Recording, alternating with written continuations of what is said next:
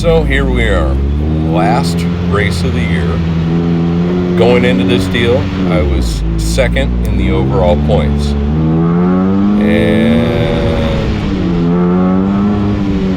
by the end of it, or actually 15 minutes after the end of the race, guess what? I'm the 2023 champion of River City in 4-cylinder class. Numero uno. So, as I just kind of, I botched that there start, I will learn.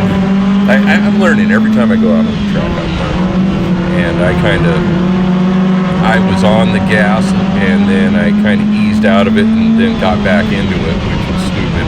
I should have just stayed into it, and if they made us restart, cool. But instead, I chicken-footed it and put me in a little worse position being in the outside there. Now, there's one thing I'm noticing. I've got a pattern, a big pattern. My big pattern is I start the races off really conservative, which may not be the worst quality to have. And I work into the track. It's like I give the tires a chance to heat up and inflate themselves, and I can also figure out who's going to make it through a turn or not. And so I err on the side of safety third. So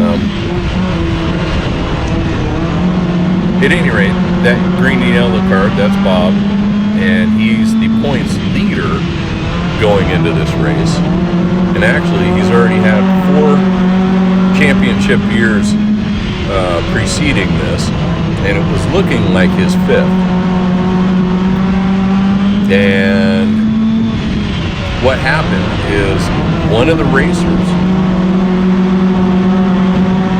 executed the $2,500 claim that we have in the rule set of $2,500. Any racer can put a claim on some other racer's race car. The idea behind it is to keep it an affordable racing category. And if you know that your car could disappear at the end of any race for $2,500, are you going to want to dump a bunch of money into it? No. At least in theory, that's what it's all about. Well, Bob didn't like the idea of having his car claimed for $2,500 and said no. Well, when you say no, that means you forfeit your race position and points for the day, and you're also suspended for 2 races, the 2 next races. So, just like the wildest thing ever. I mean, I was content. When I finished this race, I was in the 3rd spot. I came up 3rd. I started 2nd, fell to 3rd, and I was cool with that. I really didn't have a problem with it. And then like 15 minutes later, all of a sudden rumors start brewing about in the pits about this claim occurring. And it shook Bob. I mean, it wasn't, it would shake anybody. It's the first time, I guess, that a claim has ever happened at this track in its history. So, it was kind of a big deal.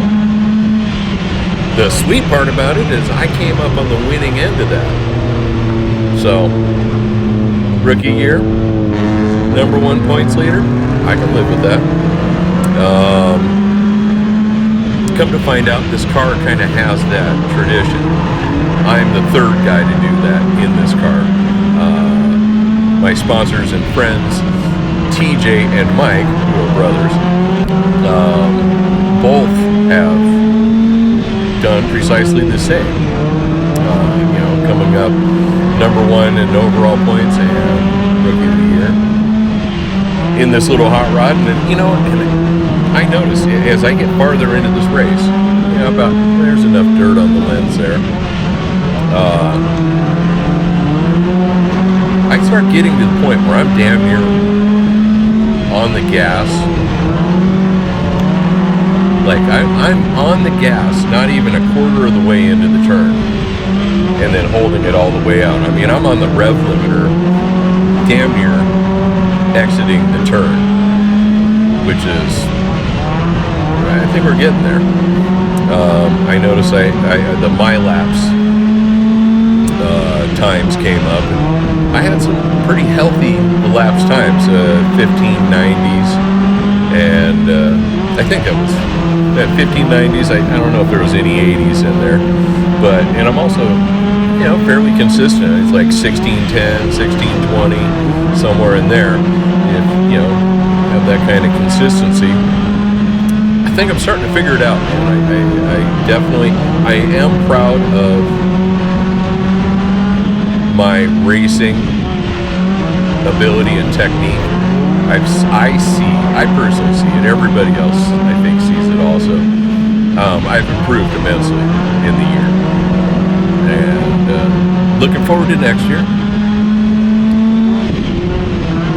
And right here, yeah, thump. I should have just knocked him for a loop, but I didn't.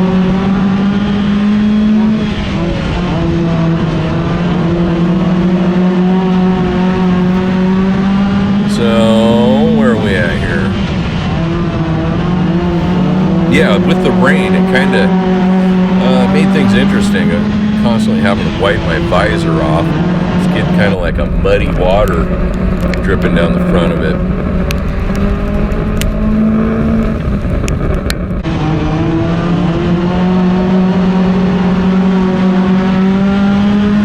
The funny thing is I swear I still hear that ignition miss.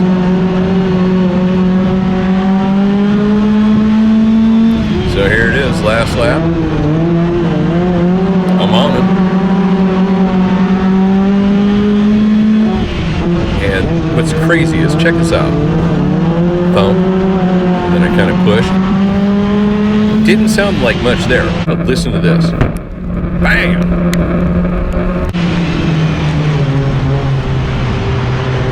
Actually smacked him pretty good, and I let him know. Said I had to let you know I was there, Bob. I was trying to push you through. And there it is in print. That's me, 4-cylinder, number 22, Steven Etler. Yeah. See you guys next time.